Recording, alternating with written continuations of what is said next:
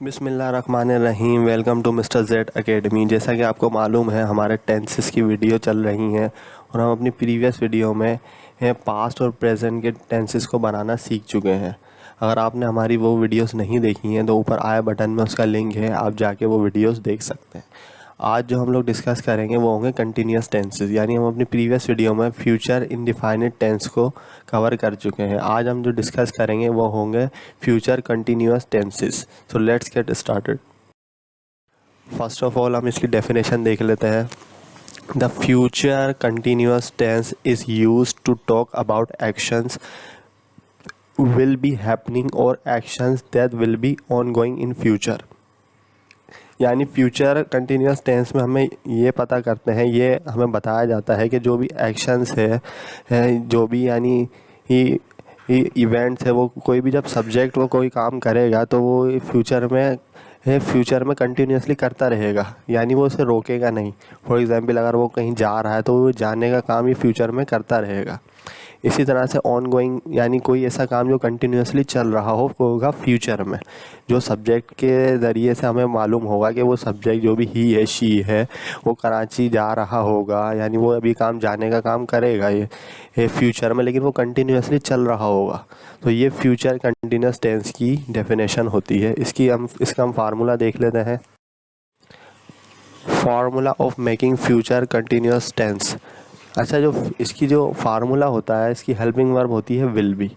ठीक है, ये विल बी जो है ये हर सब्जेक्ट के साथ हम लोग लगा सकते हैं, चाहे आए हो, वी हो, दे हो, ही हो, शी हो, ये चेंज नहीं होती। विल बी हम सबके साथ लगा सकते हैं। अब देखें यहाँ पे सबसे पहले है सब्जेक्ट, फिर उसके बाद है हेल्पिंग वर्ब। ठीक है, अब हेल्पिंग वर्ब क्या है? विल बी हेल्पिंग वर्ब है। फिर उसके बाद आती है वर्ब की फोर्थ फॉर्म। अब वर्ब की फॉर्म्स कितनी होती हैं ये हम अपनी वर्ब की वीडियो में डिस्कस कर चुके हैं। अगर आपने वो वीडियो भी नहीं देखी है तो ऊपर आई बटन में उसका लिंक है, आप जाके वो वीडियो देख सकते हैं। यानी सब्जेक्ट के बाद हम हेल्पिंग वर्ब लगाएंगे, फिर वर्ब की फोर्थ फॉर्म होगी आईएनजी वाली, फिर उसके बाद होगा ऑब्जेक्ट, तो ये बन जाएगा हमारा अफर्मेटिव। लेकिन अगर हम इसको नेगेटिव बनाएंगे तो सिंपली हम हेल्पिंग वर्ब और वर्ब की फोर्थ फॉर्म के बीच में नोट लगा देंगे। यानी यहाँ पे अगर नोट आ जाएगा तो ये बन जाएगा नेगेटिव। ठीक है, इसके फ़ौरन बाद हम लोग बी लगाएंगे, यानी ही जो नोट है वो विल और बी के बीच में लगेगा, इस जगह लगेगा वो नोट, तो वो बन जाएगा नेगेटिव।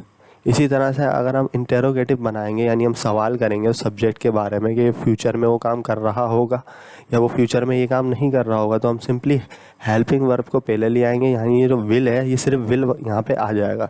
ठीक है, फिर उसके बाद आएगा सब्जेक्ट यहाँ पे। ठीक है, सब्जेक्ट के हम फ़ौरन बाद लगाएंगे बी।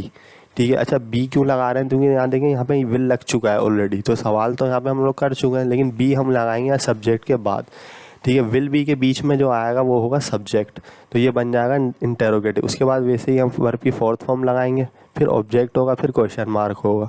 ठीक है, तो ये बन जाएगा इंटेरोगेटिव। लेकिन अगर हम इसको नेगेटिव बनाएंगे, इंटेरोगेटिव नेगेटिव बनाएंगे, तो सिंपली हम हेल्पिंग वर्ब लगाएंगे पहले, फिर सब्जेक्ट लगाएंगे और फिर हम लोग नोट लगाएंगे और उसके बाद हम लोग बी लगाएंगे। अच्छा, नोट बी से पहले लगेगा और सब्जेक्ट के बाद लगेगा, यानी सब्जेक्ट और बी के बीच में अगर हम नोट लगा देंगे तो वो बन जाएगा interrogative negative.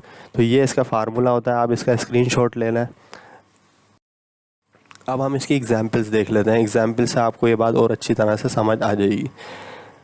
I will be going to home, मैं घर जा रहा होऊंगा, यानी जो मैं जाने का काम है फ्यूचर में जो मैं करूँगा वो मैं कंटिन्यूसली करता रहूँगा, मैं वो रुकूंगा नहीं। I will be going to home, मैं घर जा रहा होऊंगा, तो ये विल बी क्या है? ये है हेल्पिंग वर्ब और यहाँ पे आई सब्जेक्ट है, और ये जो वर्ब की फोर्थ फॉर्म है ये फर्स्ट फॉर्म के साथ आईएनजी अगर हम लगा देते हैं, हम जैसे यहाँ पे गो, ये वर्ब की फर्स्ट फॉर्म होती है, लेकिन अगर हम इसके बाद आईएनजी लगा देंगे तो ये बन जाएगी वर्ब की फोर्थ फॉर्म, और फिर ये होता है सारा ऑब्जेक्टिव पार्ट, तो ये अफर्मेटिव बन जाएगा। I will be going to home, मैं घर जा रहा होऊंगा। लेकिन अगर मैं इसको नेगेटिव बनाऊंगा, यानी मैं यहाँ पे नोट का यूज़ करूँगा, तो मैं सिंपली यहाँ पे विल और बी के बीच में मैं नोट लगा दूंगा, तो ये बन जाएगा नेगेटिव।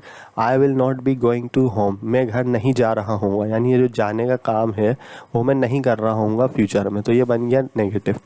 लेकिन अगर मैं इसको इंटेरोगेटिव बनाऊंगा तो ये मैं विल को पहले लगा दूंगा, यानी हेल्पिंग वर्ब जो विल है ये पहले आ जाएगी, फिर उसके बाद आएगा subject.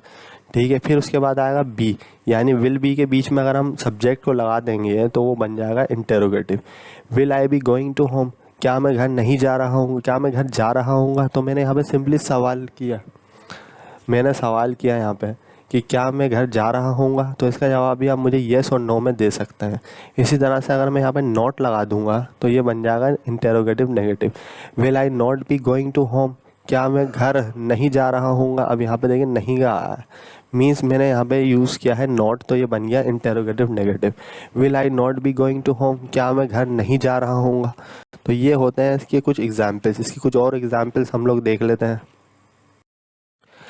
He will be coming to the office, वो ऑफिस आ रहा होगा, यानी वो ये जो आने का काम है वो ये फ्यूचर में कर रहा होगा, ठीक है। क्योंकि यहाँ पे देखिए हम अभी के बारे में यूज़ नहीं कर रहे। अभी अगर हम कहेंगे तो सिंपली यहाँ पे इस लगाते हैं, he is coming to the office, वो ऑफिस आ रहा है, यानी वो जो आने का काम है वो अभी से कर रहा है, वो फ्यूचर में नहीं कर रहा। वो हो सकता है वो रोड पर हो, वो अभी पहुँचने वाला हो, तो हम सिंपली ये कह देते हैं कि he is coming to the office, वो ऑफिस आ रहा है।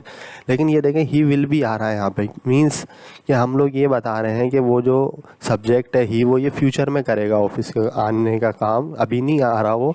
ही will be coming to the office, वो ऑफिस आ रहा होगा, ठीक है। मीन्स ये वो काम फ्यूचर में करेगा, अभी वो नहीं कर रहा, तो इसलिए ये बन जाता है अफर्मेटिव। लेकिन अगर मैं इधर नॉट लगा दूंगा तो ये बन जाएगा नेगेटिव। फॉर एग्जांपल यहाँ पे मैं शी यूज़ कर लेता हूँ, she will not be going to college, वो कॉलेज नहीं जा रही होगी। फॉर एग्जांपल उसकी तबीयत ठीक नहीं है, सुबह उसके बारे में आप मुझसे पूछते हैं कि क्या वो सुबह कॉलेज जा रही होगी, तो मैं सिंपली यहाँ पे मना कर देता हूँ, she will not be going to college, वो कॉलेज नहीं जा रही होगी, तो ये बन जाएगा नेगेटिव। लेकिन अगर मैं यहाँ पे विल लगा दूंगा, हाँ पहले यहाँ पे सब्जेक्ट के पहले मैं विल लगा दूंगा और फिर यहाँ पे सब्जेक्ट लगाऊंगा, तो वो बन जाएगा interrogative. Will Ali be driving the car, क्या अली गाड़ी चला रहा होगा, यानी फ्यूचर में वो ये काम कर रहा होगा। यहाँ पे भी देखें विल भी आ रहा है, विल भी के बीच में जो आ रहा है सब्जेक्ट है, तो ये बन गया इंटेरोगेटिव। लेकिन अगर मैं इसको इंटेरोगेटिव नेगेटिव बनाऊंगा तो ये सिंपली ये बन जाए, यहाँ पे मैं नॉट लगा दूंगा यहाँ पे सब्जेक्ट के फ़ौरन बाद, और बी से पहले अगर मैं यहाँ पे नॉट लगा दूंगा तो ये बन जाएगा interrogative negative. Will Ali not be driving the car, क्या अली गाड़ी नहीं चला रहा होगा, तो ये बन जाएगा नेगेटिव। इसकी कुछ और एग्जाम्पल्स देख लेते हैं। अब देखें यहाँ पे लिखा हुआ है we will be playing for Pakistan, हम पाकिस्तान के लिए खेल रहे होंगे, यानी हम अभी ये काम नहीं करेंगे, हम ये फ्यूचर में करेंगे। We will be playing for Pakistan, हम पाकिस्तान के लिए खेल रहे होंगे, यानी ये जो खेलने का काम है प्लेइंग है, ये हम फ्यूचर में करेंगे, अभी नहीं कर रहे। इसी तरह से अगर मैं इसको नेगेटिव बनाऊँगा तो मैं विल और नॉट, बी की जगह यहाँ पे जब देखना है बीच में मैं यहाँ पे नॉट लगा दूंगा, तो ये बन जाएगा नेगेटिव।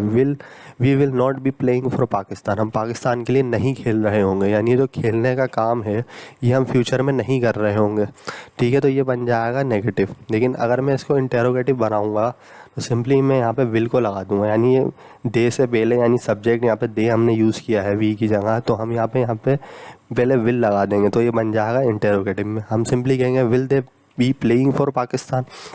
अब फॉर एग्जांपल हमारे सामने 2 से 3 लड़के खड़े हुए हैं, मैं उनके बारे में आपसे पूछता हूँ क्या वो पाकिस्तान के लिए खेल रहे होंगे, यानी फ्यूचर में वो पाकिस्तान के लिए खेलेंगे, तो सिंपली मैं ये पूछ रहा हूँ, तो इसका जवाब भी आप मुझे येस या नो में दे सकते हैं। इसी तरह से अगर मैं इसको इंटेरोगेटिव नेगेटिव बनाऊंगा तो मैं सब्जेक्ट के फ़ौरन बाद और बी से पहले यहाँ पर नॉट लगा दूंगा, तो ये बन जाएगा इंटेरोगेटिव नेगेटिव।